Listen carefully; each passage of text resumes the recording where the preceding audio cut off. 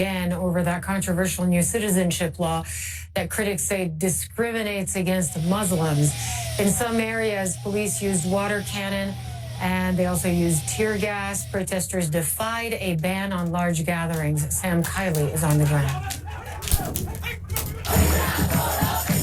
This is Delhi's Junta Munta. Like London Speaker's Corner, a place where freedom to speak is guaranteed. Freedom to tweet, though, has been interrupted. The local internet connections have been switched off. Stifling cyberspace these days is a well-known tactic for India's government when faced with dissent. Marches scheduled for this day's protest against India's new Citizenship Amendment Act in 15 cities across India were mostly banned.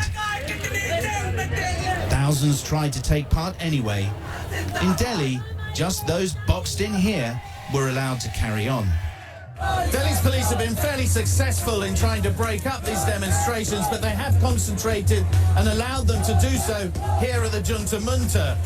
But the people here are adamant that these demonstrations, the protests against this legislation, are going to continue. In for more analysis, the writer and journalist Mira Kandar, who joins us. Mira, thank you very much for being with us here on France 24. Do you feel that this law, this new law, could become the weak spot for Narendra Modi?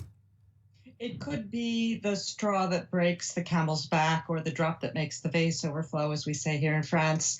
It's the first time that a series of actions that Mr. Modi's government has taken that have sort of accelerated since his re-election, his recent re-election, has been met with protests. And so if we just step back from the protests that are going on today and that have been happening the last few days and go back to the summer when his government finalized a national citizenship registration program in Assam, very controversial, in which almost 2 million people were deemed to be not citizens of India. Their fate is in limbo at this point. Some people have committed suicide because they don't see how they can continue living in India if they're not citizens. That was that. Then there's the pledge by Amit Shah, who has been the head of the ruling or elected Bharatiya Janata Party, and who's now the Home Minister of India, and is really one of the most powerful political figures in India. He's talked about less than Modi, but he's very powerful, pledging to take this national citizenship registry nationally beyond Assam. Then we had in August the revocation of the special status of Kashmir and the lockdown of that state, the arrest of its very mainstream elected leaders, including one, Mehbooba Mufti, who was in a coalition government with the BJP during Mr. Modi's first administration. They're still under house arrest. They're still arrested. Indian Kashmir has been without internet service now for 135 days. India is a secular state. The week beginning with protests at Delhi's India Gate as anger spreads on college campuses and beyond over last week's passage of the Citizenship Amendment Act, a law decried as anti-Muslim by demonstrators, while the Hindu nationalist BJP government insists it's a pro-refugee measure.